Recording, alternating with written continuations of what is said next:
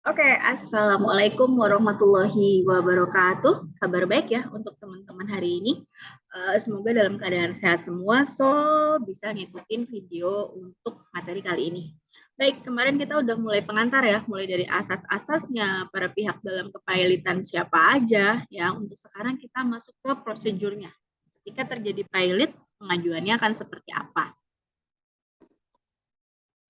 Ya, sebelumnya di sini ada pembubaran dan kepailitan, baik ini badan hukum, badan usaha, dan badan sosial.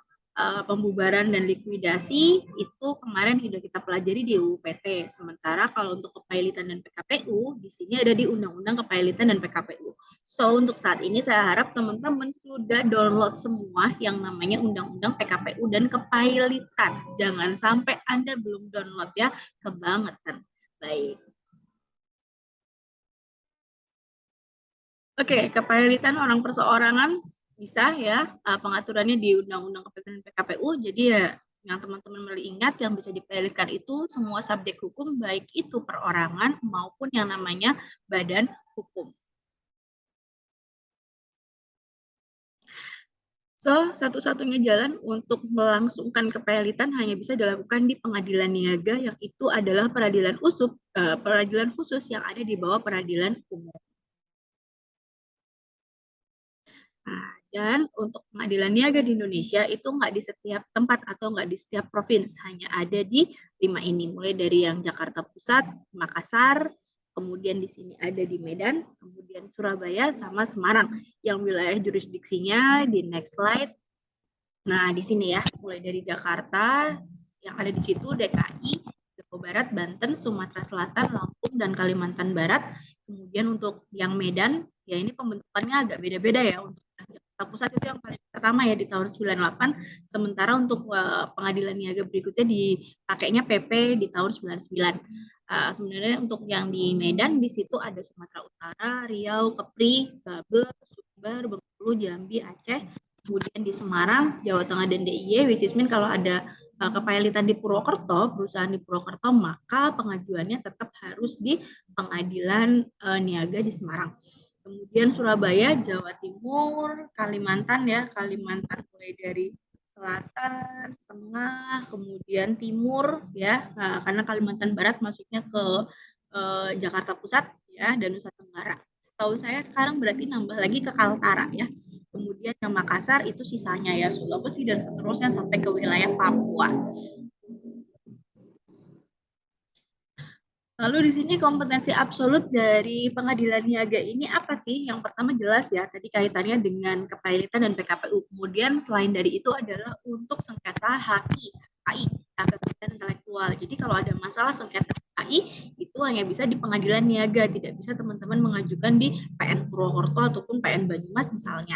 Yang masuk di HKI ini saya harap teman-teman masih ingat ya, di hukum dagang sudah saya jelaskan mulai dari di sini untuk industrialnya, desain industri, paten, desain tata letak sirkuit terpadu, rahasia dagang, maupun ke copyright-nya dan trademark ya. Kemudian berikutnya adalah proses likuidasi bank yang dilakukan oleh lembaga penjamin simpanan ya. Nanti bisa lihat lagi di Undang-Undang 24 tentang LPS ya, tentang sebenarnya LPS itu sejauh mana yang bisa dilindungi dari nasabah itu berapa nominalnya. Oke, kemudian kalau kompetensi relatifnya, ya di sini yang pertama ini karena ini peradilan niaga, ini nggak sama kayak kalau perdata biasa. Kalau perdata biasa itu kan pakai aktor secutor forum rei ya, di mana ditujukan di tempat penggugat. Di tempat tergugat. Tapi kalau misalnya pengadilan niaga itu tidak, tempatnya entah yang menggugat si debitor ataupun kreditor, tempat kedudukannya atau tempat mengajukannya di pengadilan niaga tempat di mana si debitor. Jadi agak mirip dengan perkara perceraian. Karena perkara perceraian mau yang menggugat pihak suami maupun pihak istri tetap harus dilakukan di mana berkedudukannya si istri ya. Kemudian berikutnya kalau debitur udah ninggalin wilayah Indonesia nih, pengadilan yang berwenang jatuhin pilot di sini pengadilan yang daerah hukumnya meliputi tempat kedudukan terakhirnya debitur ada di wilayah mana di Indonesia. Kemudian kalau debiturnya perseroan atau firma di sini meliputi tempat kedudukan dari si firma yang berwenang memutuskannya. Kemudian di sini berikutnya Kalau misalnya debitor tidak berkedudukan di wilayah Indonesia, tapi jalanin profesi ataupun urusannya di Indonesia, maka pengadilan di sini berhak untuk memutuskan pengadilan yang mana meliputi tempat kedudukan atau kantor pusat debitor dalam menjalankan profesi ataupun usahanya di wilayah Indonesia. Kemudian yang terakhir, dalam hal debitor merupakan badan hukum, maka tempat kedudukannya adalah sebagaimana dimaksud dari anggaran dasarnya, anggaran dasar PT-nya yang teman-teman udah pelajari kan di sebelum kita UTS. Oke, pihak pemohonnya itu siapa sih dalam hal kepilitan? Ya, yang pertama dalam hal kepentingan umum, maka di sini diajukan oleh kejaksaan. Ya, ini case-nya kalau nggak salah first travel ya waktu itu, karena itu kepentingan umum banyak sekali nasabahnya, maka yang menurunkan kejaksaan. Dan itu langsung disusul selain perkara pelitan juga masuk ke pidana juga pada saat itu. Kemudian kalau debitornya itu bank, maka pakainya OJK yang mengajukan, yang dulunya ini dipegang oleh Bank Indonesia. Kemudian dalam hal debitor perusahaan efek, bursa efek, lembaga clearing, dan penjamin simpanan, yang dulunya mengajukannya itu adalah Bapak PAM. Nah, kalau sekarang dia sudah jadi kewenangannya OJK. Kemudian begitu juga untuk perusahaan insurance, ya, di sini reasuransi, kemudian dana pensiun. Kalau dulu itu adalah dari Menkeu, maka sekarang ke OJK-nya. Ataupun kalau nggak OJK masih punya wewenang untuk BUMN yang bergerak di bidang tersebut dengan permohonan pilot yang dilakukan oleh Menkeu. Kemudian selain pemohon yang ada di atas itu, selain Bank Indonesia, Menteri Keuangan, Bappepen, ataupun OJK, serta Kejaksaan, maka untuk mengajukan pilot harus dilakukan paling enggak oleh seorang advokat untuk mewakili kliennya. Kemudian dalam hal debitor, kemudian berikutnya yang terakhir di sini, kalau misalnya likuidator, dalam hal debitor suatu perseroan terbatas dan sedang dalam proses bubar, kan ada yang namanya likuidator. Nah, likuidator inilah yang mengajukan kepilitan ke pengadilan niaga. Oke, pihak yang terlibat ini sebenarnya kemarin sudah masuk sih, sudah ada material karena ini masuk di ketentuan umum dari Undang-Undang Kepilitan, mulai dari debitur itu siapa, yang kemarin sudah saya jelaskan berkali-kali, bisa perorangan, bisa badan hukum, ya, bisa diajukan sendiri oleh si debitornya kalau dia sudah merasa nggak ada harapan bisa nyarut utangnya. Kemudian kreditor, kalau memang diajukan oleh kreditor, yang ini pemenuhan syaratnya harus minimal 2 kreditor. Jadi kalau sendirian kreditornya, saya ulangi lagi, hanya bisa mengajukan gugatan biasa, yaitu gugatan non prestasi ataupun perbuatan melawan hukum di pengadilan negeri setempat. Jadi nggak perlu ke pengadilan niaga. Kemudian pengadilan niaga ini jelas ya, teman-teman bisa pahami di sini pengadilan tingkat 1 yang memeriksa dan memutuskan perkara pilot dan PKPU. Mahkamah Agung di sini tingkat kasasi, tempat diajukannya PK juga dalam kasus kepilitan dan PKPU. Kemudian selanjutnya ada hakim ad hoc. Hakim ad hoc itu ya hakim khusus ya, yang dia bukan hakim karir. Maksudnya bukan hakim karir, itu bukan hakim yang dari awal itu CPNS-annya jadi hakim. Ya, tapi memang karena kemampuannya dan tertentu dia diminta untuk menjadi hakim ya, karena kemampuannya di bidang kepilitan, jadi dia diangkat menjadi hakim ad hoc. Kemudian berikutnya ada hakim pengawas. Nah, di sini tugas khususnya untuk pengurusan dan pemberesan harta pilot yang nanti dilakukan oleh si kurator. Nah, hakim pengawas akan ada di situ. Jadi dia akan memimpin sidang verifikasinya untuk pencocokan tagihannya. Karena kan tadi kreditornya lebih dari 2. Nah, dibutuhkan yang namanya pencocokan utang yang dilakukan oleh kurator, dan itu harus di bawah dari hakim pengawas yang mengawasinya. Lalu kemudian kurator. Kurator ini ya pemberesnya ya, menangani kegiatan pemberesan termasuk harta dari yang dipilotkan. Kurator itu diangkat oleh pengadilan ya bersamaan dengan putusan permohonan pilot. Kemudian kalau misalnya debitur dan kreditur yang memohonkan kepilotan nggak mengajukan usul untuk pengangkatan kuratornya, maka akan diambil oleh BHP, oleh harta peninggalan, yang itu akan bertindak sebagai kurator. Kemudian ada lagi di sini panitia kreditor. Ya, panitia kreditor ada yang sementara, ada yang tetap. Yang sementara itu seperti apa? Ketika sudah ada pernyataan pilot dengan satu penetapan, nah belum ada keputusan tentang pengangkatan panitia kreditor tetap. Maka di sini pengadilan dia dapat berdasarkan kepentingan maupun jika harta pilot menghendaki, dia bisa mengangkat suatu panitia kreditor sementara. Yang ini bisa terdiri dari 1 sampai 3 orang anggota, dipilih dari kreditur yang dikenal dengan maksud memberikan nasihat kepada kurator ya. Karena kan kurator orang baru ya, paling enggak dia tahu jumlah utang dan seterusnya itu dari para kreditornya. Kemudian berikutnya ada yang namanya kreditor tetap. Ketika bicara kreditor tetap, ya ini sudah setiap pencocokan utang selesai dilakukan, hakim pengawas di sini wajib menawarkan kepada kreditor untuk membentuk panitia kreditor tetap. Atas permintaan kreditor konkuren, masih ingat ya, kreditor konkuren berarti haknya sama atau posisinya sama ya, tidak seperti proferen maupun separatis. Berdasarkan putusan kreditor dengan suara terbanyak, bisa dalam kreditor hakim pengawas di sini dapat mengganti panitia kreditor sementara kalau memang terjadi masalah telah ditunjuk oleh panitia kreditor sementara ya. Kemudian membentuk panitia kreditor sementara bila dalam putusan pernyataan pailit belum diangkat panitia kreditor.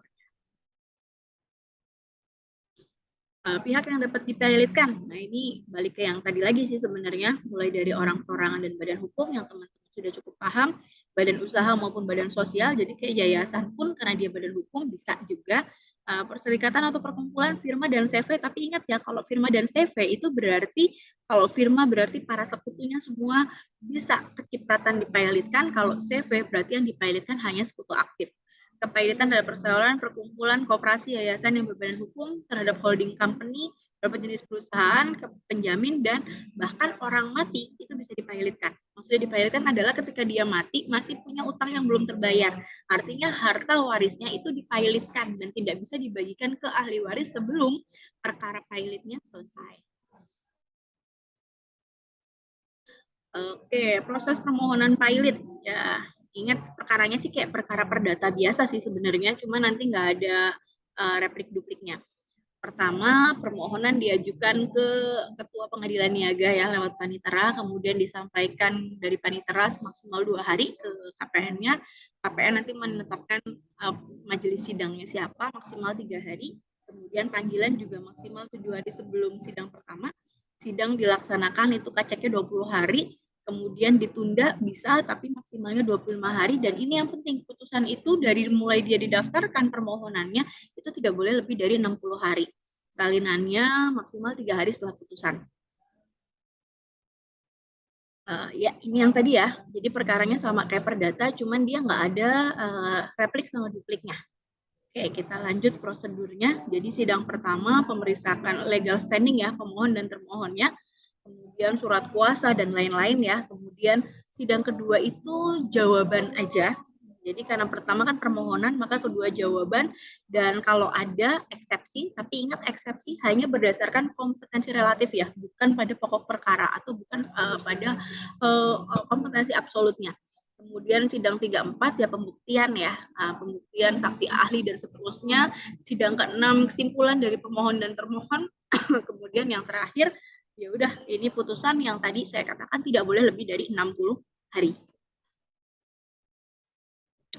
Kemudian bedanya pailit dengan PKPU, ya penundaan kewajiban pembayaran utang. Kewenangan terhadap harta kalau pailit, ya kewenangan debiturnya langsung automatically hilang ya, diganti seluruhnya oleh yang mengerjakan semua adalah si kurator. Kalau PKPU dia nggak kehilangan hak ngurus tapi harus didampingi oleh pengurus dalam melakukan apapun terhadap hartanya. Batas waktunya kalau kepailitan itu nggak ada batas waktu ya untuk menyelesaikan prosesnya ya pasca putusan ya, maksudnya kalau dalam PKPU itu harus 270 hari itu harus selesai. Kalau enggak, maka di sini demi hukum dinyatakan pailit. Yang tadinya kalau PKPU kan restrukturisasi ya. Kemudian pihak yang ngajuin permohonan, ya kalau yang kepailitan itu hampir sama sih dengan PKPU. Bedanya kalau PKPU itu nggak ada jaksa yang mengajukan ya. Jaksa itu hanya ada dalam kepailitan demi kepentingan umum. Kalau PKPU tidak. Pihak yang melakukan pengurusan harta, kalau yang kepailitan kurator, ya. Sementara kalau di PKPU adanya adalah pengurus. Upaya hukum, ya putusan atas permohonan ini dapat diajukan kasasi dan PK ya, karena tidak ada yang namanya banding. Ya, sementara kalau yang di sini yang PKPU nggak bisa diajukan upaya hukum apapun ya, karena kalau misalnya PKPU-nya gagal ya automatically dia adalah pailit kondisinya. Nah, kemudian jangka waktu penanganan kalau kepailitan tadi 90 hari dilanjutkan dengan pemberesan, kalau PKPU 270. Fungsi perdamaian, cara untuk menyelesaikan pembayaran, tapi kalau di PKPU di sini perdamaian restrukturisasi utangnya. Jabatan di perusahaan, direktur dan komisaris jangka waktu 5 tahun setelah kepilatan tidak boleh menduduki jabatan di perusahaan lain. Kalau perusahaan dia saat menjadi direktur, dia pilotkan. Tapi kalau PKPU itu nggak masalah. Ya, karena kalau dipilotkan kan seolah-olah dianggap kinerjanya gagal untuk menyelamatkan si perseroan terbatasnya. So, untuk putusan pilot kemungkinannya adalah bisa dilakukan pencabutan putusan pilot setelah ketok palu, kemudian bisa dilakukan eksekusi ataupun dilanjutkan dengan upaya hukum. Nah, ini ada kalanya putusan pilot itu sudah diputus pilot tapi kemudian dicabut. Kenapa sih? Yang pertama, hartanya itu nggak cukup untuk bayar biaya kepilotan. Maka di sini pengadilan atas usul hakim pengawas, karena dalam pemberesan kan nanti didampingi hakim pengawasnya. Sudah dengar dari si panitia kreditor sementara, sudah manggil dengan sah, debitur dapat memutuskan ya pencabutan putusan pernyataan pilot. Karena percuma, hartanya juga nggak ada. Kemudian diucapkan dalam sidang terbuka untuk umum, majelis hakim memerintahkan pencabutan pilot menetapkan jumlah biaya pilot dan imbalan jasa kurator. Jadi kurator mau dicabut atau tidak itu tetap mendapatkan fee. Kemudian jumlah biaya, imbalan jasa kurator, biaya dan imbalan jasa didahulukan atas semua utang yang dijamin. Jadi yang pertama dibayar adalah kuratornya dulu. Ya, makanya saya katakan ini salah satu profesi yang menjanjikan. Ibaratnya perusahaan Anda pilot atau enggak, rugi atau enggak, Anda sebagai kurator tetap hak mendapatkan fee terlebih dahulu. Kemudian penetapan majelis, biaya kepilotan, jasa kurator, dan seterusnya, pembayaran biaya kepilotan. Nah, ini. Ya, jadi Anda bisa lihat pasal-pasalnya yang berkaitan dengan pencabutan pilot maupun di pasal 18 UK PKPU. Dampaknya apa sih terhadap kalau misalnya dia dicabut? Yang pertama, debitur kembali seperti semula sebelum dijatuhi putusan pilot. Kreditor bisa memperoleh kembali hak mereka untuk eksekusi secara individual. Kalau misalnya pilot kan yang mengeksekusi adalah si kuratornya, tapi kalau ini kembali ke kreditor lagi. Untuk pencabutan putusan tidak akan mempengaruhi segala perbuatan yang telah dilakukan sebelum dicabutnya putusan. Dalam arti, semua perbuatan yang dilakukan sebelumnya atau sebelum dicabutnya keputusan itu tetap sah aja. Kemudian terhadap putusan pencabutan pernyataan pilot dapat diajukan kasasi dan ataupun PK ya, karena cuma bisa dua. Lagi-lagi saya ingatkan tidak ada yang namanya banding. Nah, kalau misalnya ini maksudnya kenapa sih nggak boleh ada banding dan seterusnya ya? Karena kalau secara umum kan kita dari tingkat pertama ya, dari PN Purwokerto, kemudian banding ke PT Semarang dan seterusnya. Tapi kalau ini enggak ya, dan alasan-alasan sebenarnya terjadinya yang namanya upaya hukum. Yang pertama, orang itu mengajukan banding memang ketika dia nggak puas ya terhadap putusan dari pengadilan tingkat 1. Kemudian masuk ke PT. Nah, sudah di PT misalnya pengadilan tinggi, nah dia mengajukan kasasi. Kenapa sih harus diajukan kasasi? Nah, karena dia pertama ya karena nggak puas dan alasannya harus terpenuhi. Misalnya peradilan tingkat kedua maupun tingkat pertama di sini, peradilan tingkat kedua maksud saya atau pengadilan tingginya tidak berwenang atau melampaui batas pewenang, ya kemudian salah penerapan hukumnya lalai menyebabkan batalnya putusan. Sementara kalau setelah kasasi masih nggak puas juga, kadang bisa mengajukan PK. PK itu kenapa sih bisa terjadi? Kalau di sini dia beranggapan putusannya didasarkan pada kebohongan ataupun tipu muslihat pihak lawan. Kalau setelah perkara diputus, adanya surat bukti bersifat menentukan, atau mungkin kita mengenalnya istilahnya adalah novum atau alat bukti baru. Apabila sudah dikabulkan suatu hal yang tidak dituntut atau lebih dari yang dituntut ya, ultra petitum. Apabila antara pihak yang sama mengenai soal yang sama, atas dasar yang sama, tingkatannya diberikan putusan yang bertentangan satu sama lain ya, karena kan tadi aturannya tidak boleh nebis ya.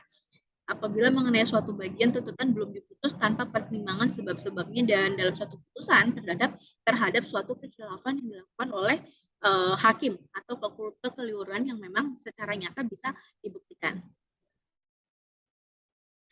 So, untuk kepailitan, upaya hukumnya hanya kasasi dan PK, tidak ada banding. Ya, kita juga secara logika bisa kita lihat karena memang untuk tingkat pertamanya aja ya ada pengadilan niaga jumlahnya tidak banyak, tidak di setiap provinsi, di provinsi tertentu kayak yang di Purwokerto aja saya katakan kita harus ke Semarang, PN Semarang untuk peradilan khusus di peradilan niaga.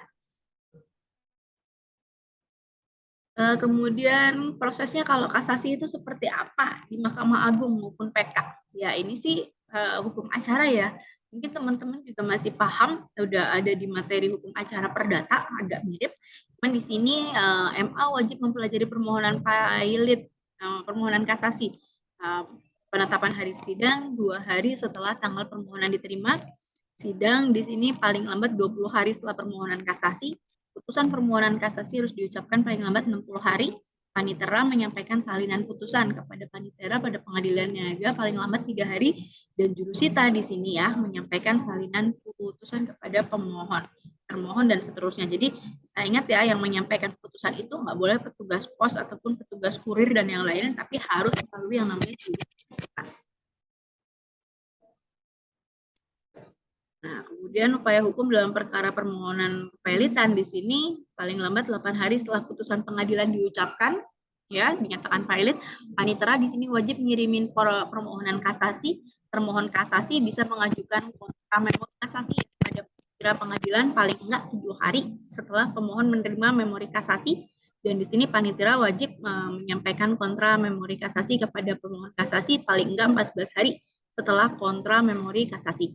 Panitera di sini menyampaikan wajib ya permohonan kasasi, memori kasasi, dan kontra memori kasasi beserta berkas perkara kepada MA ya paling lambat 14 hari. Jadi ngajuinnya itu bukan yang namanya pemohon termohon ya langsung ke MA, tidak, tapi tetap melalui pengadilan niaga setempat yang memutus pada tingkat pertama. Nah, ini untuk prosedur kasasinya di sini ya bisa teman-teman lihat sendiri. Permohonan disertai dengan memori kasasi ya, putusan peradilan niaga setelah maksimal 8 hari. Kemudian panitia memberitahukan kepada para pihak ya, maksimal 2 hari. Termohon kasasi di sini bisa menyampaikan kontra memori kasasi maksimal 7 hari. Berkas kasasi disampaikan oleh panitera dari pengadilan niaga kepada MA maksimal 14 hari. MA mempelajari dan menetapkan hari sidang ya, sidang kasasi maksimal 20 hari. Oke, putusan maksimal 60 hari sama ya, panitera MA menyampaikan salinan putusan dan seterusnya diterima oleh pengadilan niaga maksimal 2 hari ya. Kemudian kalau PK gimana? Sama, panitera niaga dengan adanya novum ya, novumnya itu paling nggak 180 hari, kalau kesalahannya berat ya 30 hari sejak berkekuatan hukum tetap ataupun inkrah. Kemudian memberitahukan paniteranya adanya PK ya, maksimal 2 hari. Permohonan PK menyampaikan jawaban, berkas PK disampaikan oleh panitera pengadilan niaga kepada panitera MA, waktunya 12 hari maksimal. MA meriksa ya pemutusan PK maksimal 30 hari. Kemudian putusan PK diucapkan dalam sidang terbuka untuk umum, dan panitera MA menyampaikan salinan putusan kepada para pihak paling enggak 32 hari setelah permohonan diterima oleh MA. Akibatnya, kalau misalnya diputus pilot nih, tadi kan salah satunya ada yang dicabut ya. Dan ini kalau misalnya terjadi, efeknya apa sih? Ketika ketok palu ya dinyatakan oleh hakim, dinyatakan perseorangan ataupun sebuah badan hukum pilot. Debitornya yang terjadi adalah demi hukum dia akan kehilangan haknya untuk menguasai dan mengurus kekayaan yang termasuk dalam harta pilot, karena nanti harus diselesaikan oleh kurator. Jadi dia sudah nggak berhak apapun, kondisi pilot ya sudah dia hilang semua haknya. Kreditor ya, perikatan dengan debitor yang terbit sesudah pernyataan pilot tidak bisa dibayarkan dari harta pilot. Ya, jika tetap dilakukan tidak mengikat sih, kecuali memang menguntungkan harta pilot. Kemudian tuntutan mengenai hak dan kewajiban yang menyangkut harta pilot di sini harus diajukan kepada kurator. Makanya nanti ada yang namanya pencocokan piutang ya, atau verifikasi utang piutang dari si debitur yang dinyatakan pilot. Tuntutan terhadap pemenuhan perikatan dari harta pilot diajukan nanti bersama-sama dengan kreditor yang lain dalam rapatnya dalam hal pencocokan utang. Kemudian terhadap harta pilot itu gimana nasibnya ya, demi hukum akan menjadi sita umum ya. Jadi nggak bisa diapa-apain hartanya ya. Pernyataan pilot diucapkan maupun yang diperoleh selama kepilotan berlangsung. Nah, di sini kembali lagi ke KUH Perdata ya, di BW di 1131. Di sini kebendaan si berutang baik yang berbentuk bergerak nggak bergerak, baik yang sudah ada maupun yang baru akan ada di kemudian hari, tanggungan untuk segala perikatannya. Sama di 1132, kebendaan tersebut menjadi jaminan bersama-sama bagi pada semua orang yang mengutangkan padanya. Ya, pendapatan, penjualan, dan seterusnya ya, masing-masing, kecuali apabila para berpiutang itu ada alasan untuk didahulukan ya. Makanya kan kemarin kita ada yang namanya kreditor preference ya. Nah, kemudian bisa dikecualikan ya bahwa kepailitan ini nggak berlaku terhadap yang pertama, benda yang dibutuhkan kreditor sehubungan dengan pekerjaannya. Misalnya kayak hewan termasuk juga, kemudian perlengkapan debitor dan keluarganya, alat medis untuk kesehatan, serta ini yang penting juga, makanan untuk debitor dan keluarganya selama 30 hari. Segala sesuatu yang diperoleh dari pekerjaannya sebagai penggajian, upah, pensiun, tunjangan juga nggak dipailitkan ya. Uang yang diberikan kepada debitur untuk memenuhi suatu kewajiban pemberian nafkah juga itu tidak menjadi harta yang dipailitkan. Kemudian kalau gugatan dan penetapan pelaksanaan putusan, ya bila tuntutan hukum terhadap debitor sedang berjalan, perkaranya gugur demi hukum. Segala penetapan pelaksanaan putusan pengadilan atau eksekusi yang sudah dimulai ya harus dihentikan seketika ya. Kemudian semua penyitaan hapus, jika perlu hakim pengawas harus memerintahkan pencoretan. Terhadap eksekusi, nah, kalau sudah sedemikian jauh penjualan benda sudah ditetapkan, dengan izin hakim pengawas, kurator dapat meneruskan ya. Kemudian penjualan benda milik debitor masuk ke dalam harta pailit dan tidak bisa diberikan kepada kreditor ya, karena yang mengurus semua harus diserahkan kepada si kuratornya. Kemudian kreditor separatis, masih ingat ya, kreditor yang punya jaminan ya. Nah, di sini untuk kreditor pemegang gadai, jaminan fidusia, hak tanggungan, hipotek ataupun hak agunan, dia tetap bisa mengeksekusi hartanya atau haknya ya seolah-olah nggak terjadi pailit. Hak eksekusi itu ditangguhkan paling lama 30 hari sejak tanggal putusan pernyataan pailit diucapkan. Kemudian penangguhan tidak berlaku terhadap tagihan kreditor yang dijaminkan dengan uang tunai dan hak kreditor terhadap perjumpaan utang. Setelah masa stay ataupun setelah terjadi insolvensi, maka kreditor separatis di sini harus melaksanakan hak eksekusinya dalam waktu 2 bulan setelah debitor dinyatakan insolvens. Nah, terhadap badan hukumnya, ya, kepailitan nggak menyentuh status badan hukumnya ya. Jadi ketika dipailitkan itu badan hukumnya nggak automatically bubar karena dia hanya mencakup mengenai harta kekayaannya aja. Kemudian organ badan hukum tetap berwenang sih mewakili perseroan ya dalam melakukan setiap perbuatan hukum yang berhubungan dengan hak dan kewajibannya sesuai dengan RUPS ya, sejauh bukan merupakan perbuatan pengurusan dan pengalihan kekayaan ya. Karena tadi begitu diajukan itu langsung stay, bahkan kalau udah putusan ya sudah, itu hartanya nggak bisa dicawe-cawe sedikit pun. Kemudian untuk kepailitan perorangan, berakibat perseroan tidak lagi sah dapat melakukan perbuatan hukum yang mengikat harta pailit. Oke, yang terakhir dia tidak mengenal, slide yang terakhir yang pertama tidak mengenal nebis in idem ya, karena kalau yang lain itu kan nggak boleh nebis ya. Ya, nebis di sini pengertiannya jika suatu perkara udah diputus, dia nggak bisa dilakukan lagi permohonan pemeriksaan atas perkara yang sama. Tapi pailit itu nggak masalah. Kalau memang suatu badan hukum sudah pailit, dipailitkan lagi, oke berkali-kali. Ya, jadi ini nggak dikenal ya, sehingga di sini asas ini tidak mengenal di dalam hukum pailit, sehingga permohonan pailit ataupun PKPU yang telah menyebabkan debitur dinyatakan pailit tidak menghalangi kreditor tersebut atau kreditor yang lainnya melakukan permohonan pailit ataupun PKPU kembali terhadap debitur yang sama, asalkan tadi syaratnya terpenuhi. Dan ini yang paling apes biasanya dalam kepailitan adalah karyawan. Kenapa? Sejak dinyatakan pailit, maka di sini kurator dia berhak mem-PHK karyawan dari badan usaha atau badan hukum yang terjadi atau telah dipailitkan oleh pengadilan niaga. Kemudian terhadap pihak ketiga, ya kalau terjadi kepailitan maka di sini kurator dapat meneruskan ataupun memutuskan perjanjian karena dipegang semuanya oleh kurator. Si debitur itu kayak stay, tidak punya hak apapun. Oke, kayaknya itu aja untuk pertemuan kali ini ya. Jadi teman-teman pelajari dengan lebih seksama lagi. Ya, mohon maaf apabila ada yang kurang jelas, ya terkendala sinyal dan yang lain. Selamat beraktivitas, selamat belajar, ditunggu resumennya. Wallahul muwaffiq ila aqwamit thoriq. Wassalamualaikum warahmatullahi wabarakatuh.